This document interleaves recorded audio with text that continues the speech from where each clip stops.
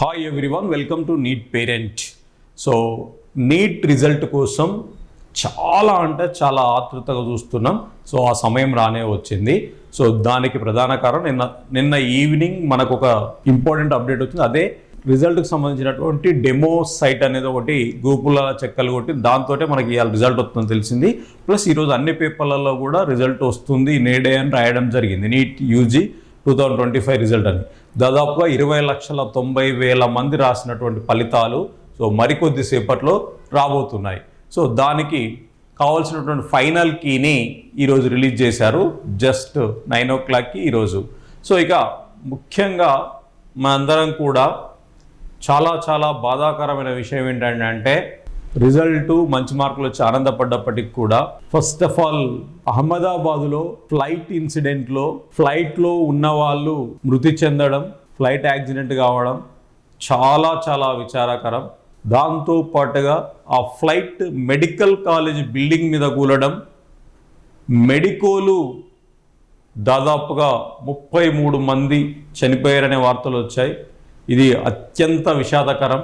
కాబోయే డాక్టర్లు సో మనందరం కూడా నీట్ రాసిన మన పిల్లలు నీట్ రాసి మనందరం వెయిట్ చేస్తున్న సందర్భంలో మెడికోల నుండి ఇలాంటి న్యూస్ వినడం, మెడికోలు ఇలా జరిగిందని వినడం అనేది బాధాకరం. సో వాళ్ళందరికీ కూడా ఎవరెవరైతే చనిపోయారో వాళ్ళందరి ఆత్మలు శాంతించాలని ఆ భగవంతుణ్ణి మనస్ఫూర్తిగా కోరుకుంటూ వేడుకుంటూ మన నీట్ పేరెంట్స్ అందరి తరపున నివాళులు అర్పిస్తున్నాం. వాళ్ళ కుటుంబాలకు ప్రగాఢ సానుభూతిని తెలియజేస్తున్నాం నీట్ పేరెంట్ తరపున.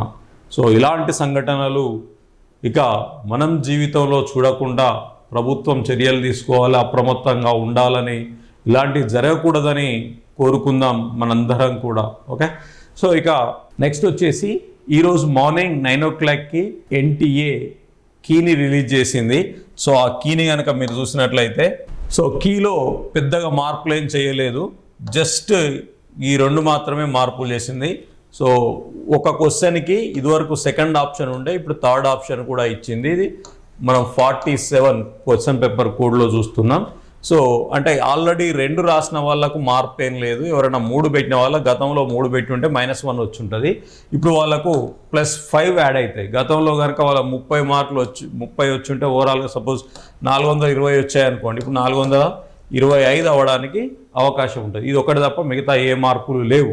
ఇక రిజల్ట్ రాబోతుంది, అది ఏ క్షణమైనా రావచ్చు. పేరెంట్స్గా మీరు రిజల్ట్ ఎలానైనా ఉండొచ్చు, మనకున్నటువంటి ఆ ఆతృతను ఆ ఎగ్జైట్మెంట్ని పిల్లల మీద రుద్దకుండా ఏం జరిగినా పిల్లలకు మంచి భవిష్యత్తు రావాలని కోరుకునే పేరెంట్స్గా ఇప్పటి వరకు కాలేజీ వాళ్ళు మనల్ని చాలా అద్భుతంగా మోటివేట్ చేస్తూ వచ్చారు.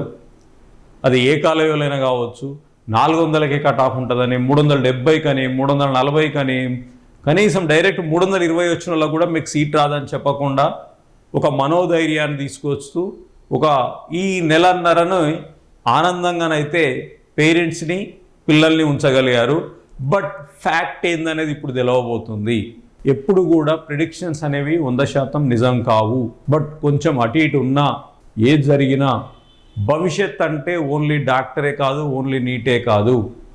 వస్తే సంతోషం, రాకపోతే దాని ఆల్టర్నేట్లో చాలా ఉంటాయి. ప్రతి దాన్ని కూడా ఆలోచించుకోవాలి. ఎందుకంటే చదివిన ప్రతి ఒక్కరూ డాక్టర్ కారు. డాక్టర్ అయితేనే అద్భుతమైన జీవితం ఏముండదు. మిగతా చాలా ఫీల్డ్లు ఉన్నాయి, చాలా ఎడ్యుకేషన్ సిస్టమ్ ఉన్నది. సో కాబట్టి మనకు వెళ్ళాలనుకుంటే విపరీతమైనటువంటి దారులు ఉన్నాయి, వాటన్నిటిని వెతుకోవచ్చు. కాబట్టి కొంతమంది పేరెంట్స్ నేను చూశాను బాగా టెంప్ట్ అయ్యి పిల్లల్ని బాగా గొప్పడే ప్రయత్నం చేస్తారు. ఆల్రెడీ ఎగ్జామ్ రాశారు, అయిపోయింది, వాళ్ళ సాయశక్తుల వాళ్ళు ప్రయత్నం చేశారు. ఈరోజు మీరు వాళ్ళని ఏమనడం వల్ల రిజల్ట్ మారదు. ఈరోజు వచ్చిన మార్కులను బట్టి, ఇంటర్మీడియట్ మార్కులను బట్టి, వాళ్ళ నాలెడ్జ్ని బట్టి ఏం చేయించాలి, ఏం చేయాలనేది ఆలోచించాలి. మన పిల్లలకు మనం ఎలాంటి దారిని ఇవ్వాలి ఈ నాలెడ్జ్ మీద అనేదాన్ని ఆలోచించి ఒక మంచి వేను చూయించి మంచిగా సెటిల్ అయ్యేటువంటి మార్గాన్ని చెప్పి వాళ్ళని మనం ఉత్సాహపరచాలి, ఇంకా వాళ్ళని మోటివేట్ చేసే ప్రయత్నం చేయాలి తప్ప ఎక్కడ కూడా వాళ్ళు డాక్టర్లు కావాలనో వాళ్ళు ఇట్లా కావాలని మనం కలలుగనంలో తప్పు లేదు. కానీ సో అది ఏదో కొంచెం దగ్గరలో మిస్ అయినా లేదా ఎట్లా మిస్ అయినా వచ్చింది, వెల్ అండ్ గుడ్, సంతోషం. రాకపోతే దాన్ని అంతే కోణంలో మనకు బాధ ఉండొచ్చు, దాన్ని దిగమింగుకొని ఆ బాధను పిల్లల మీద ప్రెషరైజ్డ్ కాకుండా ఇంకా ఏం చేస్తే బాగుంటుంది, ఇంకా వేరే దారి చూపించి వాళ్ళు సెటిల్ అవ్వడానికి మనం బాటలు వేయాలి. సో పేరెంట్స్ అందరు కూడా కొంచెం సంయమనం పాటించాలి, కొంచెం పిల్లలతోటి జాగ్రత్త వ్యవహరించాలి. ఈ వారం 10 రోజులు ఇంకా కొంచెం జిగ్జాగ్ ఉంటుంది. కొంతమందికి పర్ఫెక్ట్గా తెలిసిపోతుందండి, రాదండి. కొంతమంది పర్ఫెక్ట్గా తెలుస్తుంది, ఇంకా కొంత బార్డర్ లైన్ ఉంటుంది, వాళ్ళ టెన్షన్ మామూలుగా ఉండదు. సో ఆ బార్డర్ లైన్లో ఉన్న పేరెంట్స్ కానీ పిల్లలు కానీ సో ఆ టెన్షన్ కూడా బేర్ చేయాలి. సో మంచిగా హ్యాండిల్ చేసుకోండి. సో లాస్ట్ వరకు చూడండి. ఇది కాకపోతే బీడిఎస్ కాకపోతే ఇంకా ఆయుర్వేదిక్ ఏదో ఉంది. సో అది కూడా మనకు మిస్ అయితే ఇంకా చాలా మార్గాలు ఉంటాయి బీఎస్సీ తోటి. సో డాక్టర్ అయితేనే బతుకుతామనే తప్పు, డాక్టర్ కావాలని కోరుకోవచ్చు, బట్ ఏదొచ్చినా కూడా హ్యాండిల్ చేయడానికి రెడీగా ఉండాలని పేరెంట్స్ అందరినీ కూడా వేడుకుంటూ, సో అతి త్వరలో మేబీ మీరు ఈ వీడియో చూసినాక రావచ్చు రిజల్ట్, వీడియో చూసినాక గంటకు రావచ్చు, అర్ధగంటకు రావచ్చు, చూడకముందు కూడా రిజల్ట్ వస్తుందో తెలియదు. So as soon as possible result అయితే ఈరోజు వస్తుంది. రిజల్ట్ను మనందరం కూడా వెయిట్ చేస్తున్నాం. థ్యాంక్ యూ అని అన్నారు.